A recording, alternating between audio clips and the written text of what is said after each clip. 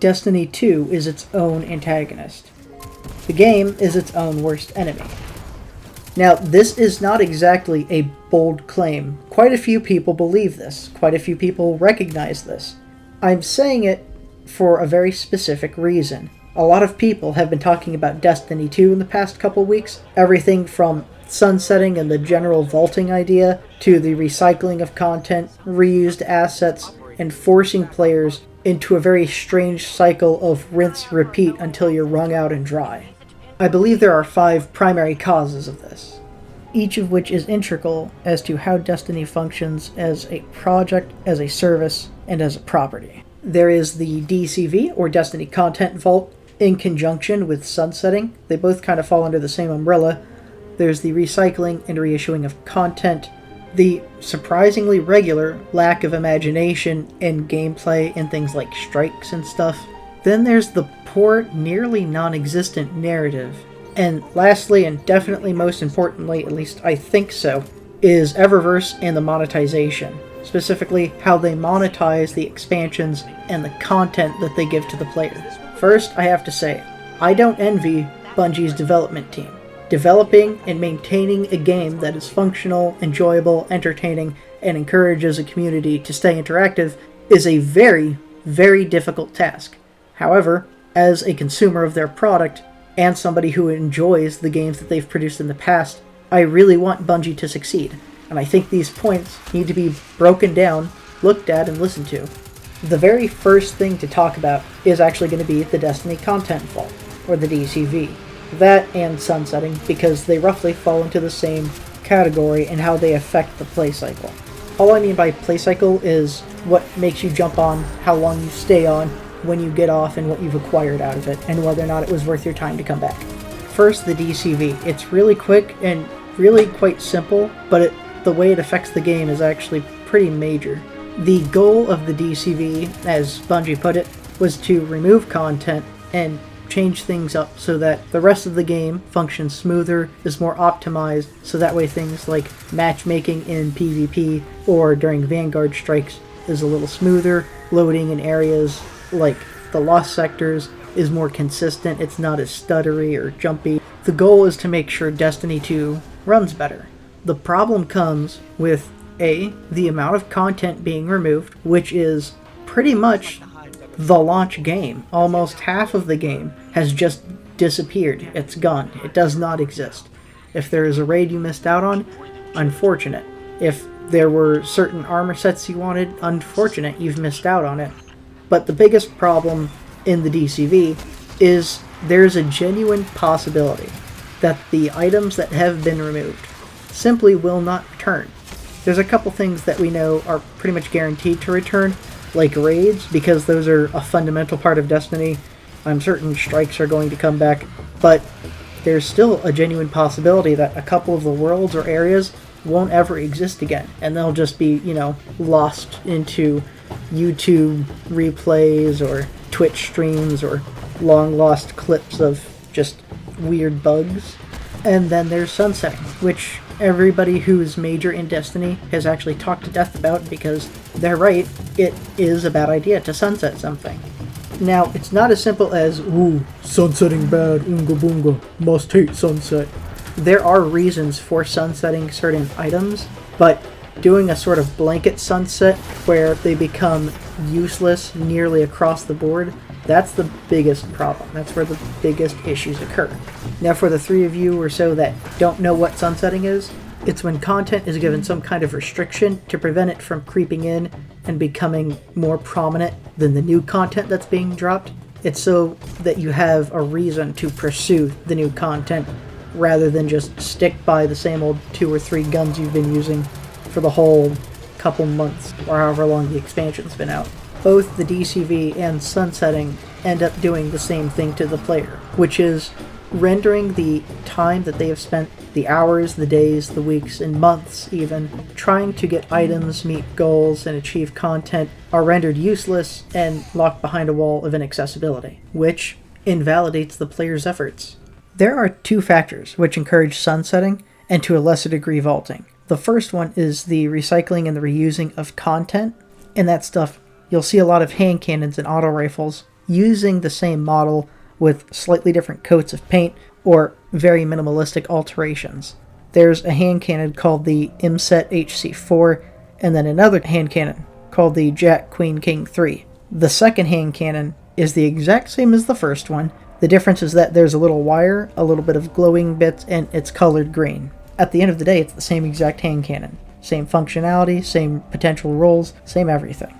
And it's been used for a whole bunch of different iterations. It's the same gun with the same fire rate, but it can still have random rolls. It can still serve the same purpose. Others like Horror Story and Foregone Conclusion are, again, the same exact weapon with just a different coat of paint. There is no real difference to these. There's no reason to reissue them. There are a couple instances where it makes sense for something like a seasonal event.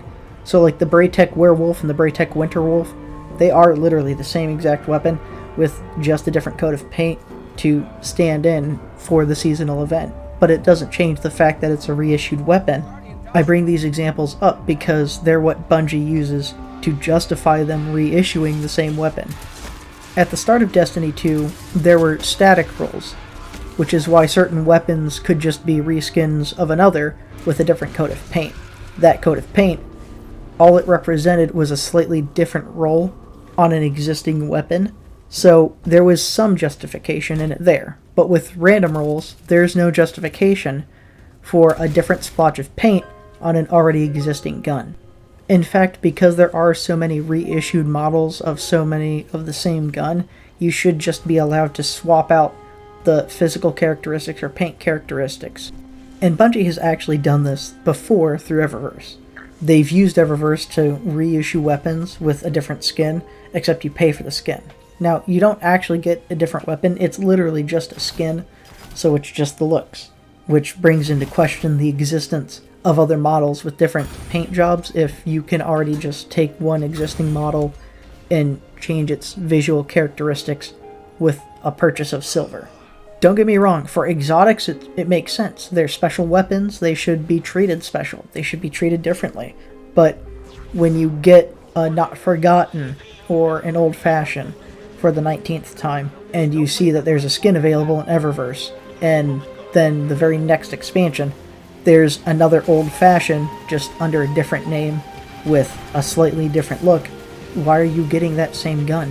Why do you have to go out of your way to get that gun? Especially if the previous version has been sunset. The simple answer, and the genuine answer, is that it makes Bungie money. It gives them cash inflow to use in other areas. But the monetization issue doesn't just exist in Eververse. It exists in the rest of Destiny and how they handle their expansions. Destiny, and more specifically Bungie, have done a really good job off of making money out of FOMO, or fear of missing out. What they do is they release a large expansion for about $40, and then they release $10 seasonal expansions. Those seasonal expansions are supposed to last about 3 months. At the end of it all, if you decide to buy the expansion and then each season, you're paying $70 or $80. That's ignoring anything you might want to buy in Eververse, and even all of that content combined does not equal the release content that was available on the release of Destiny 2. In fact, it's only barely on the grounds of Destiny 1, and that was a flop launch. That was a horrible launch for a game. So why do people keep buying into it? Because of FOMO.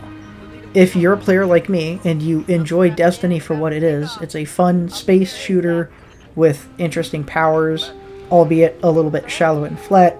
If they try to sell you on the premise of FOMO, then you have a couple months to buy, play, and complete an expansion before it's sunset. When you combine sunsetting and the fear of missing out, it does one of two things. It either drives your player base away, like I have been, or it encourages them to make poor monetary decisions and buy without actually knowing what's in the content and what the end game is like. So if the player decides to buy in because they don't want to miss out on the next cool hot thing in Destiny that all of their friends may or may not play, then what encourages Bungie to produce and create quality content? At the end of the day, nothing. If you're going in to buy their content because it exists and for no other reason than you don't want to miss out, then they can release the bare minimum, which they have been doing, with no repercussions. They've lost a few players, but for the majority, the dedicated players, they just keep buying into it, and they keep doing the same thing. And it's, in turn, hurting the game itself, with each expansion being a little bit more painful to play than the last one. The last two parts, I'm not entirely sure whether or not they're a result of the current state of Destiny, or if they actually encourage it. First is the weak, non-existent story. If you play the games, then for the most part you're not expecting anything big from the story. Now maybe that was set up because of how Destiny 1 launched and then was received, or how the expansions were supposed to fill in that story gap, or maybe it's just because that's what you've come to expect. On a personal level, I believe the storytelling is weak, and it doesn't make me want to play the campaign. The campaign is a mandatory thing you have to slog through in order to get to the other activities, the endgame, all the new bounties and stuff. When Beyond Light launched, I had already taken a long hiatus from Destiny 2, and jumping back in, I thought maybe this is their chance to tell a more grounded story. Maybe this fantastical stuff was starting to make it difficult to figure their footing. I thought maybe from here they can tell a more grounded, based, and realistic story, something more relatable. I thought they did it with Cade 6, even though the story itself is weak. Some of the parts actually had some meaningful drama, but it was just another boring expansion, just like in Forsaken, just like in Destiny 2 on release. There's no drama, no intrigue. The Stranger comes back, and for a little bit you think, oh, maybe it's actually about the Stranger, and things will pick up and become more interesting. No, the Stranger is just a subplot, and it's not expanded upon. Nothing really takes hold of you. There is, for all intents and purposes, no story.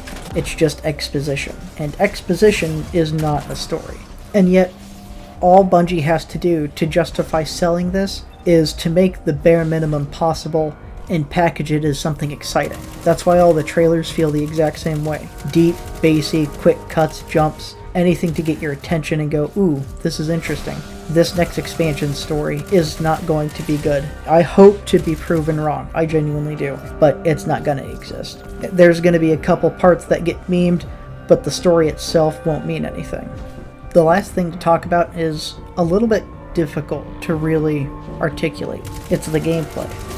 The gunplay, the powers, all of that stuff visually is really fun. It's really cool to watch.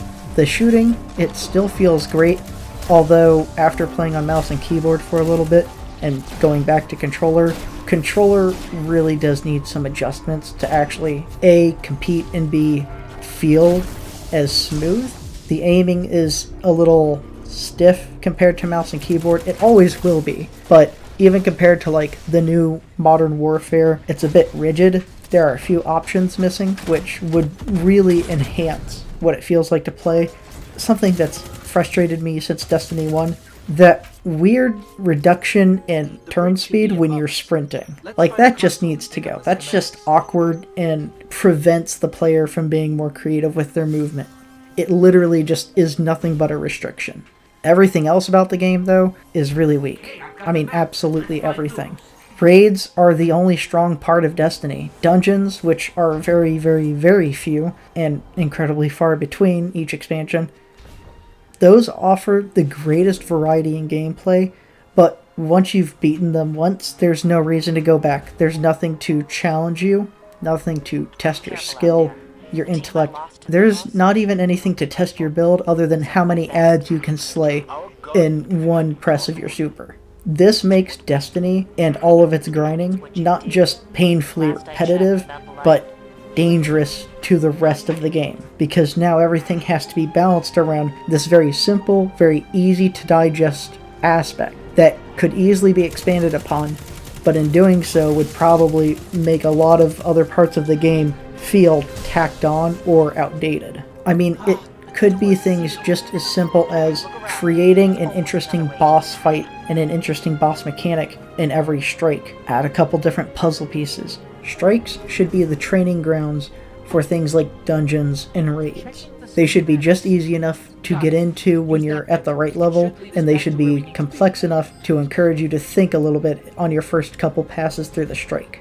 Most strikes don't do that. Most strikes consist of sitting down, shooting a couple things that glow, killing enemy after enemy, sitting in an area and just doing wave after wave of throwing grenades, shooting supers. A lot of times there is not a lot of complexity to how you go about each engagement. The only time you really die is if you get caught out of place and are overwhelmed by a lot of enemies, or if the boss decides to hit you with its nearly one-hit mechanic. Things like Nightfalls could be the perfect challenge for that. The problem is that they exist on a couple fundamental things. First is what strike it is. Whatever strike it is, it has to follow the fundamental rules of that strike. The same pathing, the same enemies, kind of. They can have different shields and stuff, but for all intents and purposes, the same enemies, the same methods. You just have to play smarter and work carefully, and you have to concentrate damage. The only thing Nightfalls do is encourage teamwork. They actually don't encourage a lot of smart play, they don't encourage a lot of smart maneuvering, and they don't challenge any of your actual skill. How well you can move, how accurate your aim is, how consistent you can get rid of an obstacle, and not just an enemy, how easy it is for you to jump over, through, and around certain things. All the other challenges that could exist within the game are not present, and it doesn't lead you to a raid. It doesn't challenge you mentally, it only challenges your thumbs. And a lot of times it doesn't even do that, because most of the challenge in a Nightfall is balancing your standard ammunition until you can get shotgun ammo, sniper ammo, or heavy ammo, or you got your super up. So usually it just ends up being a waiting game. All of these parts mesh together into what makes Destiny its own worst enemy. It's designed from the ground up to make money off of the bare minimum, off of trying to convince you don't want to miss out on this really interesting thing through decent marketing, maybe not fantastic, slightly interesting aesthetics, a lot of reissued content, and not a lot of creativity. So how does Bungie change Destiny in a way that prevents it from eventually collapsing in on itself? First, they have to handle this DCV appropriately. This has to be released very soon. They have to re-release Vault of Glass like they're going to, all of the new raids. They have to update controller controls. They have to be able to give the player more of what they wanted and more of what they already had without making them pay for it. They have to open up supers and paths. They have to let that become more creative. One really big problem I had with Beyond Light was how all of the new supers share the same they share all the same traits and stuff, where you can do more damage off of shattering a crystal, or enemies are slowed for longer, or things like that. And really, there is only one way to build each class with very minor adjustments, like changing your grenade or your jump. They can't just suddenly unvault everything and pretend it was worth your wait. Anything they unvault, anything they bring back, now has to be brought back with a purpose. Any new expansion has to have new stuff in it. We have to have lost sectors that encourage you to go get lost, with an interesting maze or some cool puzzle mechanics. Raids will be their own thing, and they will always be their own thing. But strikes, Nightfalls, those need to be more complex. They need to challenge the player in a way that encourages them to keep coming back. PvP arenas, we need more of them. We need more variety of them. And yes, while we do need more loot to chase, more variety visually, more variety functionally, more importantly, we need more variety in gameplay. Yes, Destiny is a shooter. No, Destiny does not need to exist purely on the basis of shooting. No more wave crunching in public events. We don't need any more of that simple stuff. We need something that's interesting. We need something that's fun. So at the end of the day, this video exists solely because I want to see this game succeed. I like this game. I like this company. I don't like how they're treating the players right now, and I don't like the current business practice. I want there to be change. I want there to be a better game than, you know, this really lackluster excuse of a shooting gallery. So if you made it to the end, tell me what you think. I want to hear it. I want to read it. I want to see what you got to say. Thank you guys for watching, and have a splendid day. Alright, Guardian. I've done my part. Now go take care of Thumos.